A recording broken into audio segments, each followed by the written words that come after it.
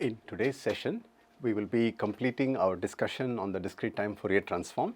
Hope it has been a good learning experience, that you've had a good opportunity to work out the assignment problems and have gained good confidence in terms of the use of the discrete-time Fourier transform. So let me start by saying that we are now at a point where we will complete the discrete-time Fourier transform and start the next topic, which is the Z transform. Again, another powerful transform that will be very useful for us in the study of discrete time signal processing.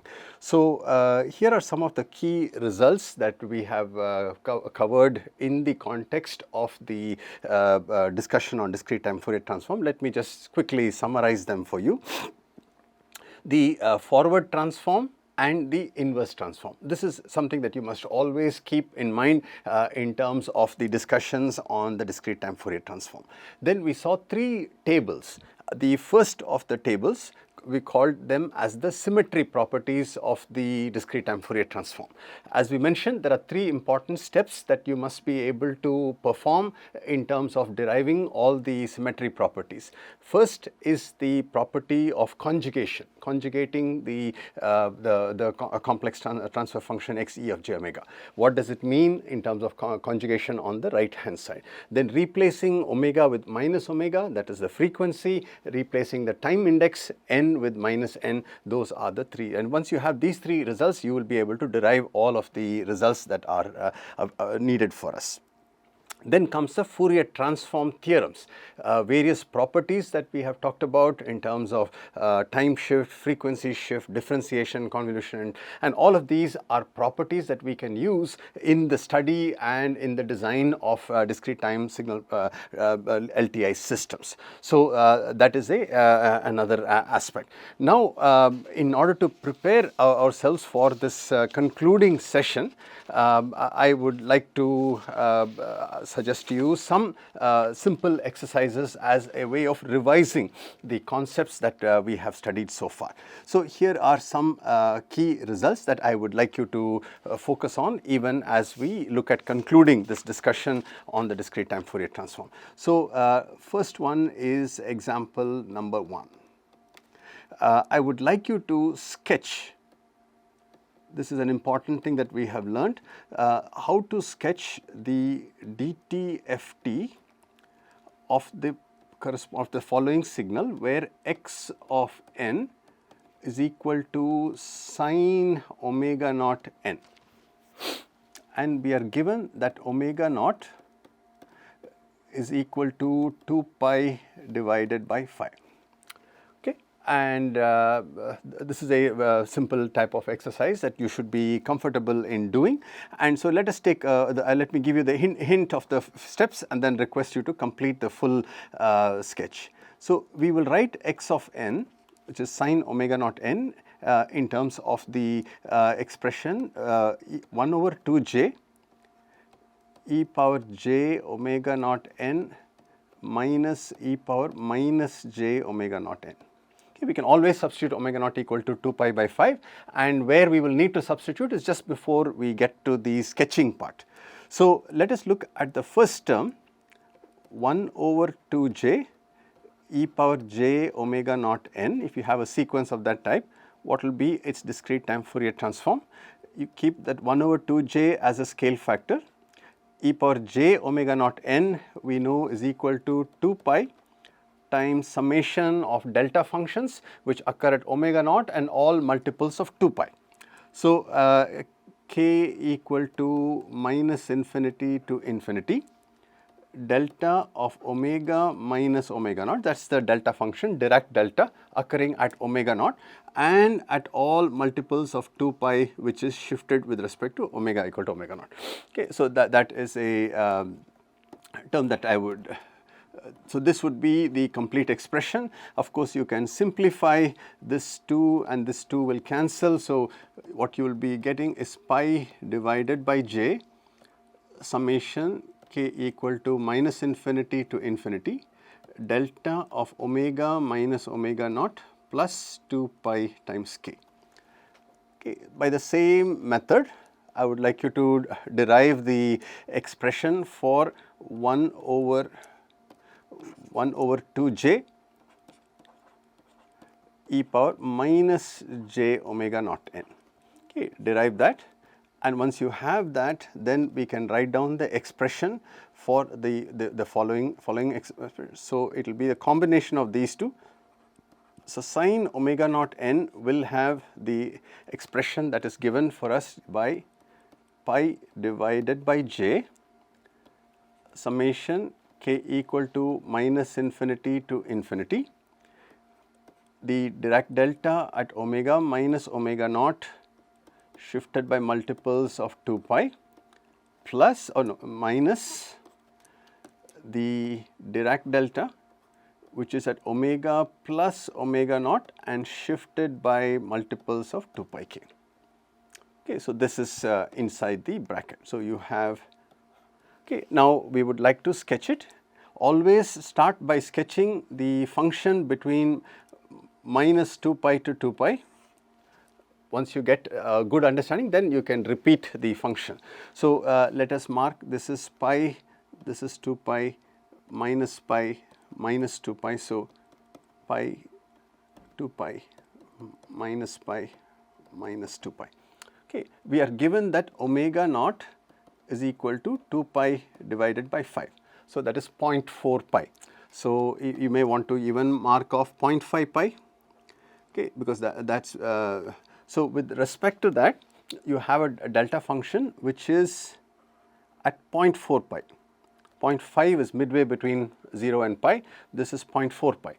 Okay, and the height of this is equal to pi over j. Pi over j.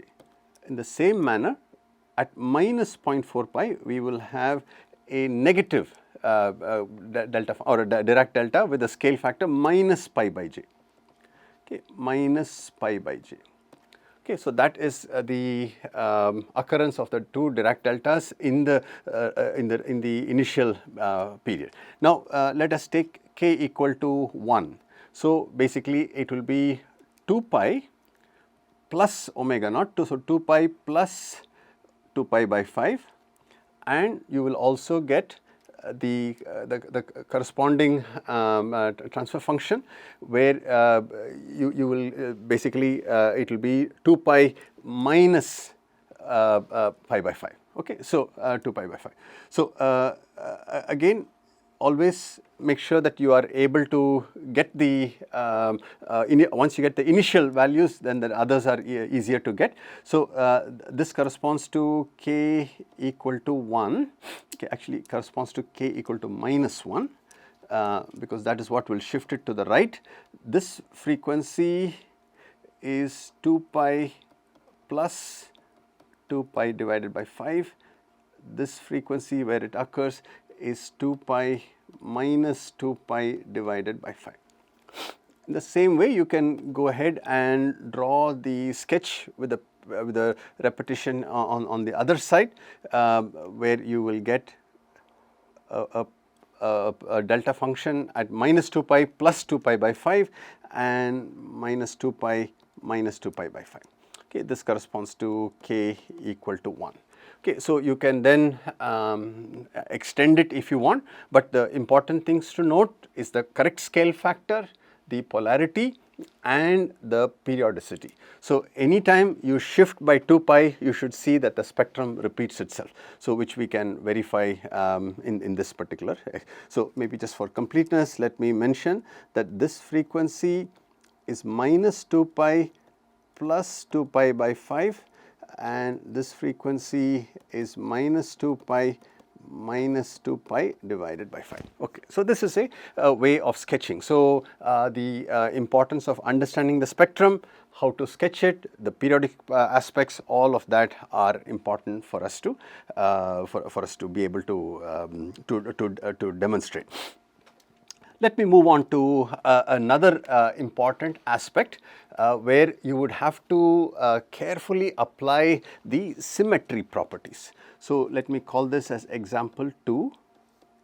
We'll start off with a very simple step 1 and then quickly move on to additional things that are more complex. So we are given that x of n is a sequence with a DTFT given by xe of j omega. Okay, and from the symmetry properties which we have already derived, we have shown that x conjugate of n has got a DTFT given by x conjugate e of minus j omega. I hope you are familiar with that. If not, let us take a quick look, and x conjugate of minus n is x conjugate of e of j omega, or x conjugate of n will be x conjugate e of minus j omega. So, in this you can also write down x conjugate of n has got a discrete time Fourier transform. In fact, we may have already written, or if not, let us write it down, x conjugate e of minus j omega. That is another just another form of the same result. Okay. So, we are given that these two conditions, these two are known. Okay. Now, first thing is we are going to call it as case 1. Total of 6 cases we will be looking at. This is case 1.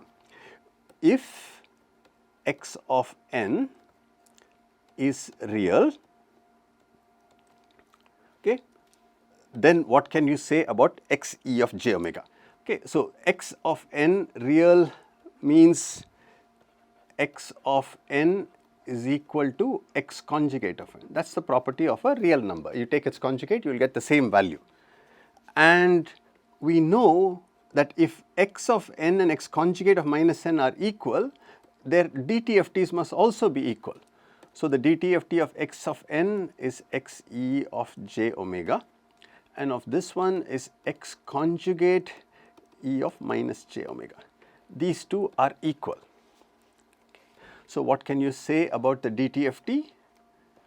If x of n is real, the DTFT is, what is this property called? When you take the conjugate and replace omega with minus omega, it is conjugate symmetric. This is called the conjugate symmetric property, so symmetry property. Okay, I hope you remember that, and that is something that we had derived in the symmetry properties table. So, now I would like you to be very thorough, very comfortable in understanding and applying the symmetry property. So, let us try it out. So, case 2. Okay, we are given that x of n is real and even. Okay, 2 conditions are given. Okay, and what does this mean? X of n is real, it means it is equal to x conjugate of n, and it is even. So, x of n is equal to x of minus n. Okay, that is what it means to be. The first condition gives you the real, the second one gives you the even. Okay, so always related back to x of n. So, x of n, x of n. These are the 2 conditions that that we have utilized. Okay. Now, once again, the same method as we did last time. What does it tell me about the DTFT? So, corresponding DTFTs, let us write down. There are 3 DTFTs that we will have to write down. Okay. The first one is x e of j omega. Second one is x conjugate e of minus j omega. And the third one, x of minus n, you will have to go back to the original formula, substitute, and you will find that this can be obtained as x e of minus j omega. X e of minus j omega. Okay. So, the first thing that I would like you to do is to combine these 2 properties, and all these are equal, right, because the corresponding time domain functions are equal. If you combine these 2, what can you tell me? X conjugate e of minus j omega is equal to x of e of minus j omega. That means that this holds for all omega. So, you can replace omega with minus omega if you want. So, if some function is equal to its conjugate, then that function must be real valued. So, this means that x e of j omega is real valued. Am I right? And second, look at these 2 functions, these 2 conditions. we already got the reference from the previous one, but we can look at this. Xe of j omega is equal to xe of minus j omega. What is this type of a function? It's already a real valued function, so we don't have to talk about conjugate symmetry. So if the function, if you replace omega with minus omega and you get the same value, this is called an even function of omega. So xe of j omega is real and even. Okay, I hope you are comfortable with this. So this is what we would like to do with the remaining cases that we are going to be looking at. Okay, just as a reference point, let me give you a reminder of a standard result that we will be using quite often. Okay, if you have a complex number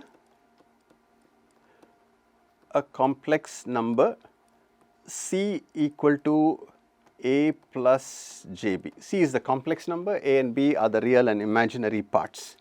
And if we give a condition that C equal to C conjugate, okay, then what does this mean? A plus jb equal to a minus jb. Okay. Now, if a number is equal to its own negative value, it has to be equal to 0, because if you compare the real and imaginary parts, so b has to be equal to 0, and therefore C is real valued. Okay, C is real valued. So if a number is equal to its conjugate, then that means that the number is real valued.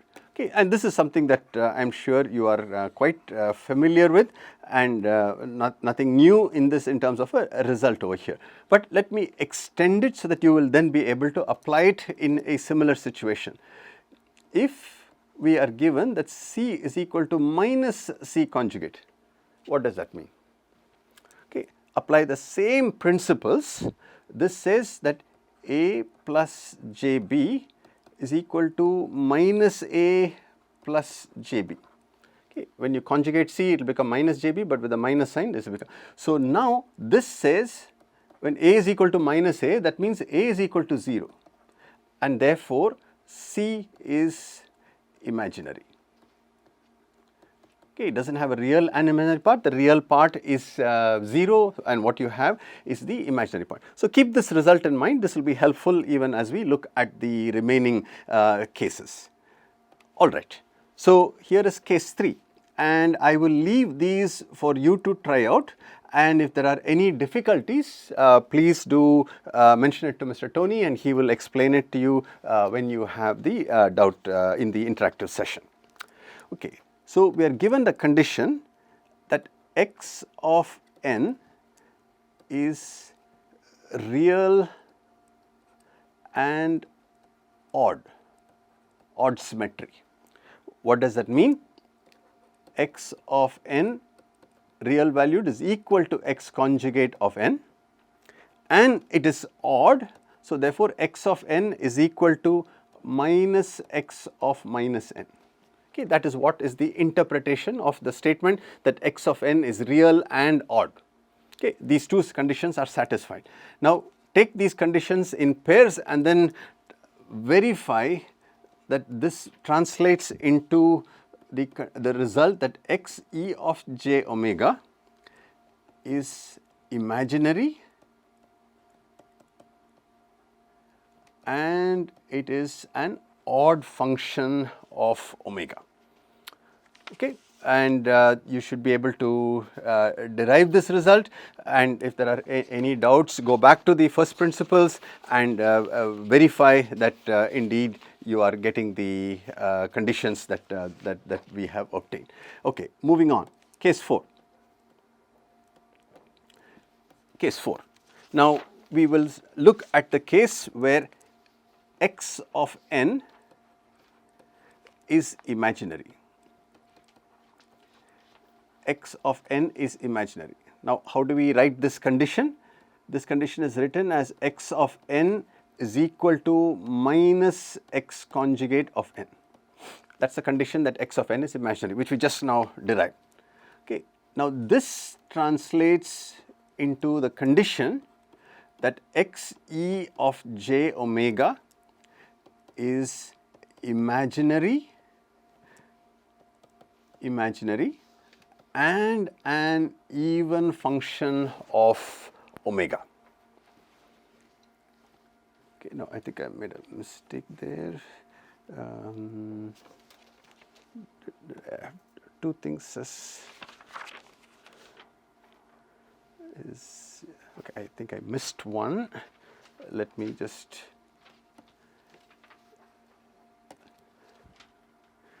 real and odd, correct? That's right. Okay, x of n. Sorry. This is I knew I made a mistake. X e of j omega is conjugate symmetric. This is what you should get. Is conjugate symmetric. Okay. Case 5.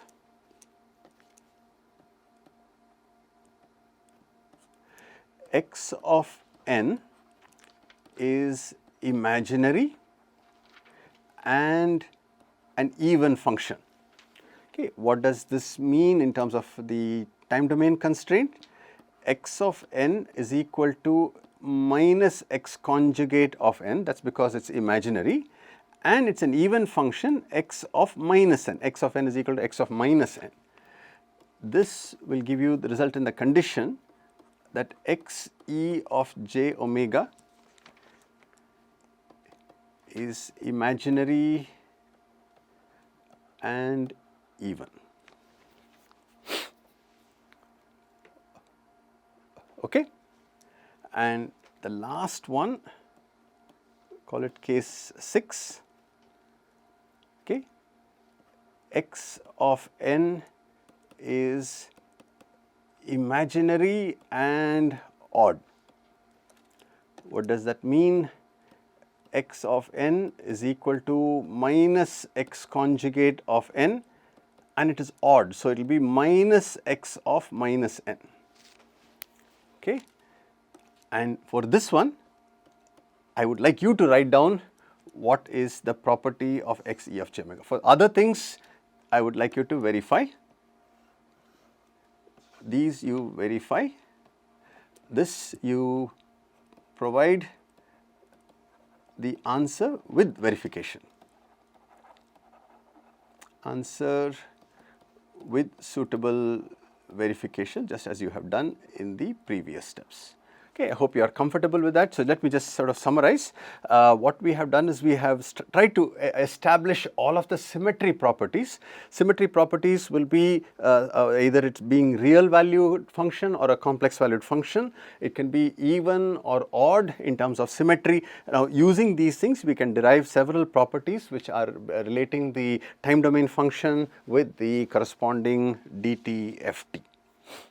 Okay, here is another example that I would like you to do. This is an application of Parseval's theorem. Parseval's theorem. Okay, it is a combination of Parseval's theorem and the differentiation theorem. Differentiation theorem. Okay, so what does this mean? The Parseval's theorem states that summation n equal to minus infinity to infinity x of n magnitude squared, that is the energy of the signal in the time domain, can be computed as an integration over one period of the magnitude of x e of j omega whole squared d omega. That we can compute the energy either in the time domain or in the frequency domain. So, now what I would like you to do is tell me how can I compute the energy of the following sequence, n equal to minus infinity to infinity, n times x of n magnitude squared. How do I get this? So, if you then go back and say, okay, what does the differentiation theorem tell us? says n times x of n is a sequence whose DTFT is given by j times d by d omega of x e of j omega. Okay. Don't worry that it is some sequence. This is, let's call this as x1 of n. This one is x e of j omega, x1 e of j omega. Okay. So, therefore, this has to be equal to 1 over 2 pi integral minus pi to pi mod x1 e of j omega magnitude squared d omega. Just applying the Parseval's theorem again. Okay, because these are two sequences that, and this can be, then you can substitute for x1 e of j omega. The j term will go away because when you are taking magnitude, the j does not contribute. So, therefore, what you are left with is 1 over 2 pi integral minus pi to pi d by d omega x e of j omega magnitude squared d omega. Okay, so now I hope you are comfortable with this result. It is a combination of Parseval's theorem and the differentiation theorem. Okay, I hope you are able to see that this is a useful result. It's a powerful result. Definitely something that you should be comfortable in terms of deriving.